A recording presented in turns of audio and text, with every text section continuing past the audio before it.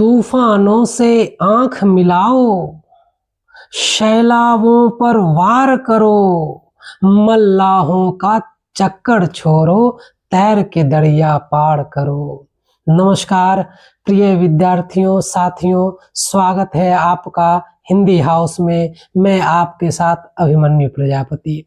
आज हम जो पढ़ेंगे वह बिहार बोर्ड के कक्षा 10वीं का जो गोधुली है उसका ही काव्य खंड का एक हिस्सा पढ़ेंगे। गुरु नानक का पद पढ़ेंगे। गुरु नानक के बारे में कुछ जानकारी अर्जित करेंगे, मतलब गुरु नानक के विषय में संक्षिप्त जीवन परिचय, उनके बारे में कुछ परिचय, उसके बाद उनके पदों का व्याख्या हम लोग पढ़ेंगे। तो आज हम शुरू करते हैं कि गुरु नानक का जीवन परिचय।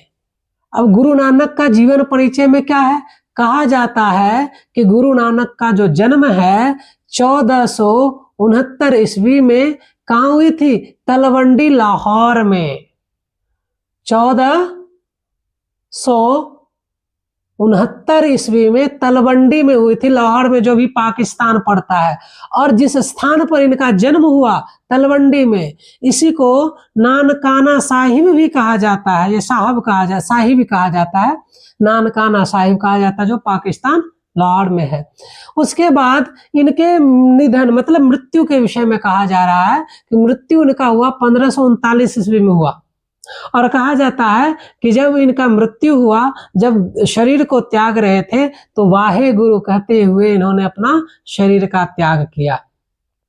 ठीक है। उसके बाद इनकी माता का नाम कहा जाता है तृप्ति देवी। माता का नाम तृप्ति देवी, याद रखेगा, याद रह जाएगा, तृप्ति देवी। उसके बाद पिता कालूचंद खत्री। कहीं कहीं पे आपको मिल सकता है कि कालूचंद मेहता भी मिलता है कहीं कहीं पर, तो हमारे जो पाठ्य पुस्तक में दिया गया है वो कालूचंद खत्री है। तो यह पिता का नाम कालूचंद खत्री, माता के नाम तृप्ति देवी। उनका जन्म 1469 ईस्वी तलवंडी लाहौर में। उनका जो जन्म स्थान है किस नाम से जाना गया, नानकाना साहिब, उन्हीं के नाम के आधार पर। उनका निधन 1539 ईस्वी में। चलिए, पत्नी का नाम सुलक्षणी देवी है।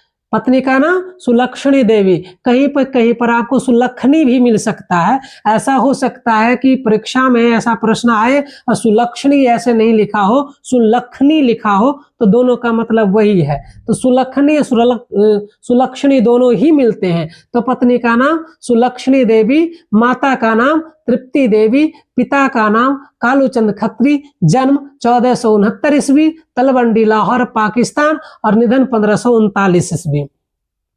कहते हैं कि गुरु नानक जो हैं वो सिख धर्म के प्रवर्तक हैं। सिख धर्म के प्रवर्तक माने जाते हैं। और क्या कहते, वो प्रथम गुरु भी हैं। सिख धर्म के प्रथम गुरु पूछे तो बता देना, गुरु नानक। सिख धर्म के प्रवर्तक तो गुरु नानक। उनकी रचना के विषय में कहा जा रहा है। रचना जो है ना, जपुंजी, आशा दीवार और रहीरास, सोलीला, तो ये इनकी प्रमुख रचनाएं हैं। जो जपुंजी, आशा दीवार, रहीरास और सोलीला इनकी रचनाएं हैं। और इनके विषय में क्या कहा जा रहा है, कहा जा रहा है निर्गुण भक्ति धारा के कवि हैं। आपसे पूछा जाए कि गुरु नानक किस भक्ति धारा के कवि हैं, तो आपको बताना है निर्गुण भक्ति धारा के कवि। निर्गुण भक्ति धारा का मतलब समझते हैं, निर्गुण क्या है? तो जब भक्ति है ना, भक्ति दो भागों में बट गया, निर्गुण पंथ और सगुण भक्ति धारा। ये सगुण पंथ कह सकते हैं। निर्गुण पंथ वह पंथ जिसमें ईश्वर के जो साकार रूप हैं उसको महत्व नहीं देते हैं, मानते हैं लेकिन ईश्वर है, लेकिन ईश्वर के साकार रूप को वे स्वीकार नहीं करते हैं। ईश्वर के निराकार रूप को, निराकार ब्रह्म की पूजा करते हैं, उपासना करते हैं, मानते हैं, लेकिन यह कहते हैं कि ईश्वर का कोई स्वरूप है ही नहीं है, उनका आकार है ही नहीं है। तो उसके विषय में उसको निर्गुण भक्ति धारा के कवि कहते हैं। निर्गुण भक्ति धारा के कवि हैं कौन, गुरु नानक। और भी हैं जिनमें से प्रमुख तौर पर कबीरदास का तो नाम आता ही है। भाषा के विषय में कहा जाए, पंजाबी मिश्रित ब्रज भाषा। यहाँ जो पद दिया गया है आपके पाठ्य पुस्तक में, वह पद क्या है, पंजाबी मिश्रित ब्रज भाषा है। पंजाबी मिश्रित ब्रज भाषा। और कहते हैं कि मक्का मदीना तक की यात्रा इन्होंने की। बड़ा घुमक्कर किस्म के आदमी थे। मक्का मदीना तक की यात्रा की, मुगल सम्राट बाबर से भेंट किया। इनकी भेंट किनसे हुई? मुगल साम्राज्य बाबर से हुई। इन्होंने किनसे भेंट किया? तो आप कह सकते बाबर से। ऐसा प्रश्न पूछा जा सकता है, मुगल सम्राट के मतलब मुगल वंश के किस शासक से गुरु नानक ने भेंट किया था, ये मिले थे? तो बाबर से। ये कह सकते हैं, पूछा जा सकता है प्रश्न। और एक आध प्रश्न और भी बन सकता है इनसे। यह पूछा जा सकता है कि सिख धर्म के 5वें गुरु कौन थे? सिख धर्म के 5वें गुरु, तो सिख धर्म के 5वें गुरु अर्जुन देव थे। और यह भी पूछा जा सकता है कि गुरु नानक की रचनाओं का संग्रह किसने किया? तो वही अर्जुन देव ने। तो गुरु नानक के रचनाओं का संग्रह क्या कहलाया? तो गुरु साहिब ग्रंथ, ऐसे कुछ करके है, मुझे स्पष्ट नहीं है, गुरु ग्रंथ है, ऐसे गुरु साहिब ग्रंथ करके है। उसके बाद कहा जा सकता है कि अर्जुन देव ने गुरु नानक के ग्रंथों का संग्रह कब किया था? तो 1604 ईस्वी में। यह प्रश्न पूछे जा सकते हैं। अब देखिए कि इन्होंने केवल पद ही नहीं लिखा, इन्होंने दोहा भी लिखा है।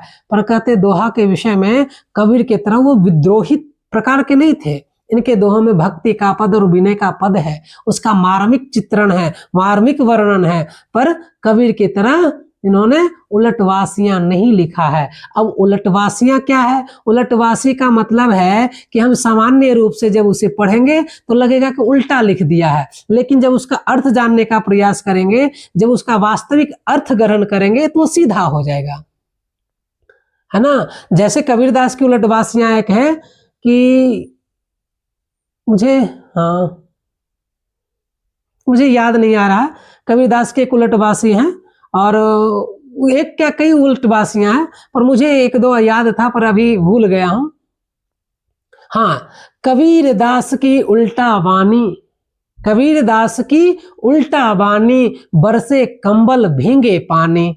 अब बताइए कि कबीरदास की उल्टा वाणी, बरसे कंबल भींजे पानी, कंबल बरस रहा है, पानी भीज रहा है, इसका यही उलटवासियां। लेकिन जब इसका वास्तविक अर्थ ग्रहण करेंगे तब वो सीधा समझ में आएगी। तो हम आज बात करते हैं, फिर से एक बार कर लेते हैं कि जन्म 1469 ईस्वी, तलवंडी लाहौर, निधन 1539 ईस्वी, माता तृप्ति देवी, पिता कालूचंद खत्री, पत्नी सुलक्षणी देवी, सिख धर्म के प्रथम गुरु और संस्थापक भी है या प्रवर्तक भी कहलाते हैं। रचनाएं जपुंजी, आशा दीवार, रहीरास, सोलीला, उसके बाद नागार्जुन भक्ति धारा के कवि हैं। भाषा पंजाबी मिश्रित ब्रजभाषा है इसकी, और मक्का मदीना तक की यात्रा की है। मुगल साम्राज्य बाबर से इन्होंने भेंट भी किया था।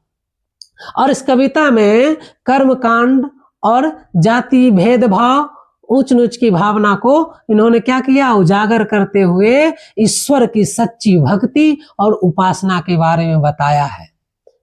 अब इन्होंने ये जो पद है, इस पद में क्या कहा, हम इस पद की व्याख्या करेंगे, इस पद के बारे में जानने का प्रयत्न करेंगे। कह रहे हैं कि राम नाम बिनु बिरथै जग जनमा, बिखु खावे बिखु बोले बिनु नावे, निफल मटी भ्रमणा। अब कहते हैं राम नाम बिनु बिरथै जग जन्मा, राम नाम के बिना क्या होता है? जन्म इस दुनिया में बेकार है। और कहते हैं बिख खावे, विष खाता है, बिख बोले, विष बोलता है, और बिनु नावे, और बिना नाम के निफल माटी भ्रमण, और बिना नाम का क्या करते हैं? वह घूमते रहते हैं, भटकते रहते हैं, ईश्वर की पहचान नहीं है, वो भ्रमणा करते हैं। मतलब हम क्या कह सकते हैं कि जिस मनुष्य ने इस संसार में जन्म लेकर ईश्वर के नाम का स्मरण नहीं किया, उसका इस धरती पर जन्म लेना व्यर्थ है। पहला पद में वही कह रहा है, पहले दो पंक्ति में, कि जिस मनुष्य ने इस संसार में जन्म लेकर ईश्वर के नाम का स्मरण नहीं किया, उसका इस धरती पर जन्म लेना व्यर्थ है, बेकार है। ईश्वर के नाम के बिना ईश्वर के नाम के बिना वह जो कुछ खाता है वह विष के समान है, जो कुछ बोलता है वह विष के समान कड़वा और क्या कहते हैं, बिखु खावे बिखु बोले, वह विष के समान कड़वा और निष्फल है। ठीक है, बिनु नावे। और कहते हैं कि बिना माफ करिए फिर से, कि राम कहते हैं गुरु नानक कि जो मनुष्य इस संसार में जन्म लेकर ईश्वर के नाम का स्मरण नहीं करता है उसका इस धरती पर जन्म लेना व्यर्थ है। ईश्वर के नाम के बिना, ईश्वर के नाम के बिना वह जो कुछ खाता है वह विष के समान है, जो कुछ बोलता है वह विष के समान कड़वा और निष्फल है। ठीक है, और बिना ईश्वर के नाम जो ईश्वर के नाम नहीं लेता है, राम नाम का जप नहीं करता है, तो क्या तो उसकी बुद्धि भ्रमित हो जाती है और वह जीवन भर भटकते रहता है। जो ईश्वर के नाम का जाप नहीं करता है उसकी बुद्धि भ्रमित हो जाती है और जीवन भर, है ना, निपल मटी भ्रमणा, उसकी मति भ्रमित करती है और जीवन भर भटकते रह जाता है। और कहता है पुस्तक पाठ व्याकरण बखाने, संध्या कर्म निकाल करे। कहते हैं पुस्तक पाठ व्याकरण पढ़े, लोग पढ़ने का पुस्तक पढ़ते हैं, व्याकरण पढ़ते हैं, उसकी व्याख्या करते हैं, संध्या कर्म करता है, पूजा करता है, अपना सभी काम को छोड़कर संध्या के समय पूजा करता है। उसके बाद बिन गुरु शब्द मुक्ति कहाँ प्राणी, राम नाम बिनु उर्झे मरे। बिना कहते हैं गुरु शब्द के, मतलब गुरु के ज्ञान के, गुरु के उपदेश के, मुक्ति मतलब मुक्ति, है ना, इस संसार रूपी भवसागर से कहाँ मिल सकता है। प्राणी जब तक राम नाम का जाप नहीं करेगा सच्चे मन से तब तक नहीं मुक्ति मिलने वाली है, नहीं तो वह उलझ करके मर जाएगा। मतलब इस पंक्ति में उन्होंने क्या कहा कि लोग पाठ व्याकरण, कि लोग धार्मिक पुस्तक का अध्ययन करते हैं, व्याकरण का बड़े बड़े क्या करते हैं, व्याख्या करते हैं। क्या हो जाएगा इसका अर्थ कि लोग धार्मिक पुस्तकों का अध्ययन करते हैं, व्याकरण का बड़े बड़े व्याख्या करते हैं, तीन वक्त क्या करते हैं, पूजा करते हैं, परंतु तीन वक्त तीन समय पूजा करते हैं, परंतु गुरु नानक कहते हैं कि बिना गुरु के उपदेश और बिना गुरु के ज्ञान से उस प्राणी को मुक्ति नहीं मिल सकता है। किसके विषय में, फिर से सुनिए, कि पुस्तक पाठ मतलब लोग धार्मिक पुस्तकों का अध्ययन करते हैं, व्याकरण का बड़े बड़े व्याख्या करते हैं, तीन वक्त पूजा करते हैं, लेकिन बिना गुरु के ज्ञान और राम नाम के बिना उस प्राणी को, उस मनुष्य को मुक्ति नहीं मिलने वाली है। और कहता है जो सच्चे मन से राम का सुमिरन नहीं करता है, सच्चे मन से राम को याद नहीं करता है, उनके नाम को जाप नहीं करता है, वह मनुष्य संसार रूपी माया जाल में उलझ करके मर जाता है ना। कि बिनु गुरु शब्द, बिना गुरु के, है ना, शब्द मतलब उपदेश और ज्ञान के और राम नाम के रट लगाए बिना उस मनुष्य को मुक्ति नहीं मिल पाता है। और कहते हैं जो सच्चे मन से राम नाम का जाप नहीं करता है वह क्या होता है, संसार रूपी माया जाल में उलझ करके मर जाता है, उसे मुक्ति नहीं मिलती है। तो ये कहा गया है। उसके बाद इसमें क्या कहा गया है, तो कह रहा है दंड कमंडल शिखा सूत धोती तीरथ गबनु अति भ्रमणु करे, है ना, राम नाम बिनु शांति न आवे जपी हरि हरि नाम सुपारी परे। अब लो कह रहे हैं दंड, दंड का मतलब क्या, दंड का मतलब दंड देना नहीं, पनिशमेंट देना नहीं है। यहाँ दंड का मतलब डंडा है ना, डंडा। आप लोग देखे होंगे कि साधु के पास एक डंडा रहता है और उसी के विषय में कहा जा रहा है ना, उसी के विषय में कहा जा रहा है कि राम नाम का बिना इस दुनिया में जन्म लेना किसी भी व्यक्ति को बेकार है।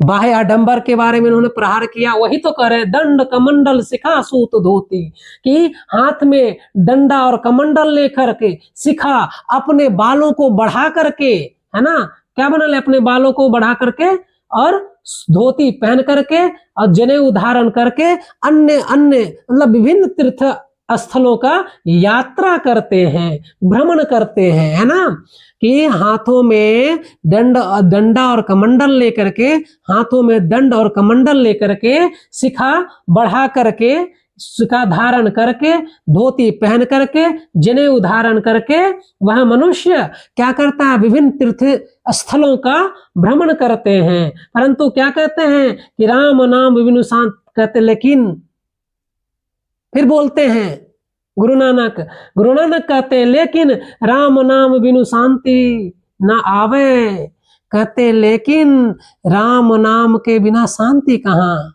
जो मनुष्य सच्चे मन से राम नाम का जाप नहीं करता है उसको शांति कहाँ मिलेगा। वही कहा जा रहा है कि मनुष्यों ने क्या किया, बाहरी वेशभूषा का धारण कर लिया, जगह जगह का तीर्थाटन कर रहा है, लेकिन मन को शांति नहीं मिल रहा है। मन को शांति कब मिलती है, जब मन से सच्चे मन से या सच्चे हृदय से ईश्वर की उपासना करते हैं, ईश्वर को याद करते हैं, उनके नामों का जाप करते हैं।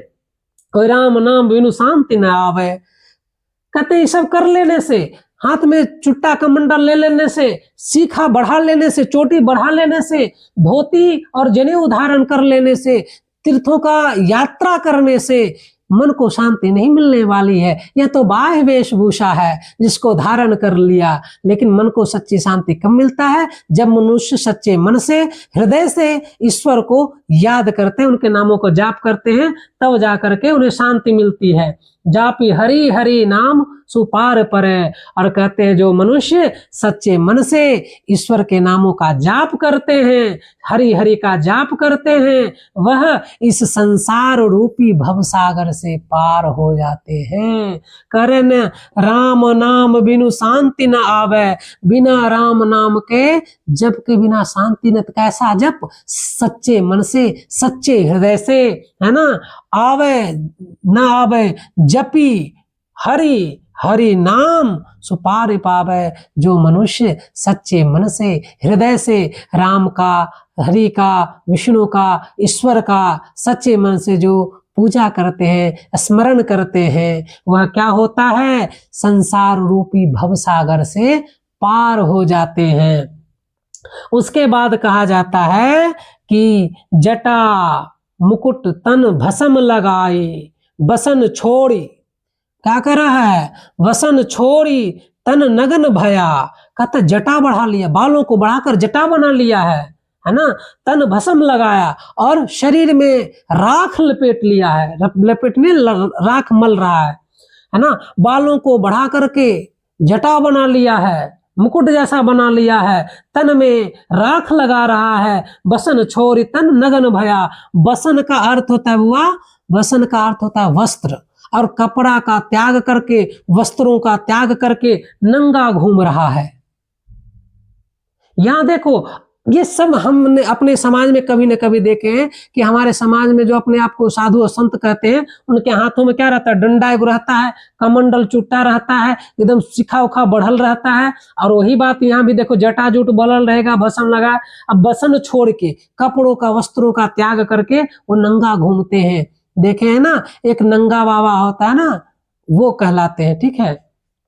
तो क्या करते, जटा मुकुट तन भस्म लगाई, बालों को बढ़ा करके जटा बना लिया है, मुकुट जैसा बना लिया है ना, और शरीर में राख मल रहा है, बसन को यानी वस्त्रों का त्याग करके नंगा घूम रहा है। जेते जीव जंत जल थल महियल तत्र ते जत्र तेत्र, तत्र होगा ना, तत्र जत्र तत्र तू सरब जिया।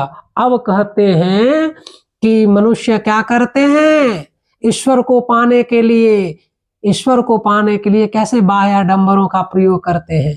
कहते हैं कि अपने बालों को बढ़ा करके जटा बना लिए, अब तन में, शरीर में क्या कर रहे हैं, राख मल रहे हैं, बसन को छोड़ करके, मतलब वस्त्रों का त्याग करके नंगा घूम रहे हैं। लेकिन गुरु नानक कहते हैं लेकिन हे प्रभु, जेते जीव जंतु, लेकिन इस संसार में जितने जीव जंतु हैं सबके पालनहार तो आप हैं, सभी जगह तो आप विद्यमान हैं, आप तो सर्वज्ञ हैं, है ना।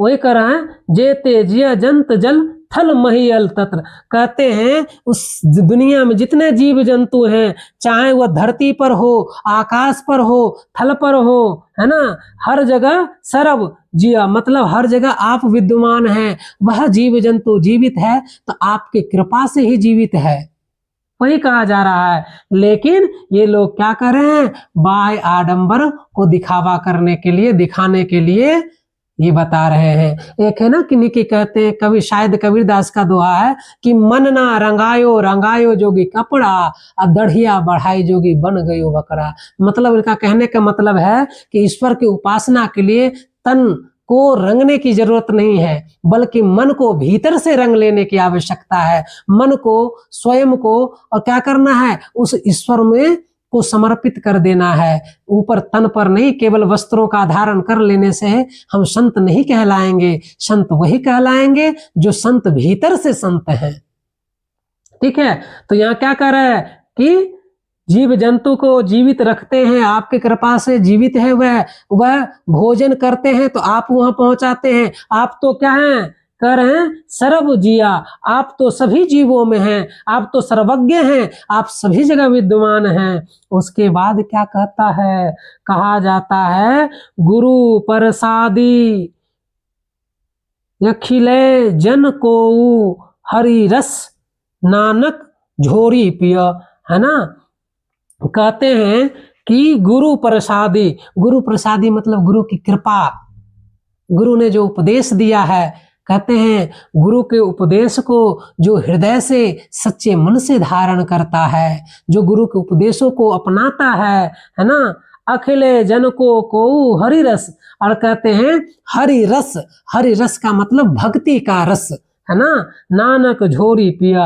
लेकिन कहते हैं कि मुझे या मेरे ऊपर गुरु का असीम कृपा है, अत्यंत गुरु ने हमारे ऊपर दया दिखाया है, और गुरु ने जो हमें ज्ञान दिया है, हम गुरु के ज्ञान को क्या किए, स्मरण किए, याद किए, और हम क्या किए, हरि रस नानक झोरी पिया। कहते मैंने उस नाम को, उस ज्ञान को खूब पिया हूं। कौन सा ज्ञान, हरि रस का ज्ञान। तो ये पूरी कविता का व्याख्या हुआ। एक बार सुन लीजिए, गुरु नानक किस भक्ति धारा के, तो निर्गुण भक्ति धारा के। लेकिन सगुण भक्ति धारा और निर्गुण भक्ति धारा, सगुण भक्ति धारा कौन है, जो ईश्वर के साकार रूप को मानते हैं, मूर्ति को मानते हैं, पूजते हैं। लेकिन गुरु नानक मूर्ति पूजा का विरोधी थे, कर्मकांडी के विरोधी थे, तीर्थाटन के विरोधी थे। वो कहते थे कि नहीं, हम अपना वेश धारण कर लेंगे तो ईश्वर मिल जाएगा, ये नहीं हो सकता है। किसी मूर्ति को पूजा करेंगे तो ईश्वर मिल जाएगा, नहीं हो सकता है। घूमने से ईश्वर नहीं मिल सकता है। ईश्वर की प्राप्ति सच्चे मन से, उनका स्मरण करने से होगा। मतलब नर पूजा, नर सेवा नारायण पूजा। जो नर का सेवा करता है, जो मनुष्य एक दूसरे का मदद करता है, उसी में नारायण की पूजा होती है। तो ये रहा गुरु नानक का पद। यदि आपको सच में अच्छा लगा, अगर आप समझ पाए हैं तो जरूर बताएं। और तब तक हम क्लास को यहाँ विराम देते हैं, कक्षा को। फिर अगले कक्षा में मिलते हैं अगला पद को लेकर के। यहाँ तक समझ में आई, क्लास कैसा लगा? अगर यदि अच्छा लगा तो आप अपने दोस्तों के पास बोलिए, लाइक सब्सक्राइब और कमेंट भी कर सकते हैं। ये तो महत्वपूर्ण बातें थी। तो आज की कक्षा को यहीं विराम देते हैं, फिर मिलते हैं अगली कक्षा में। धन्यवाद।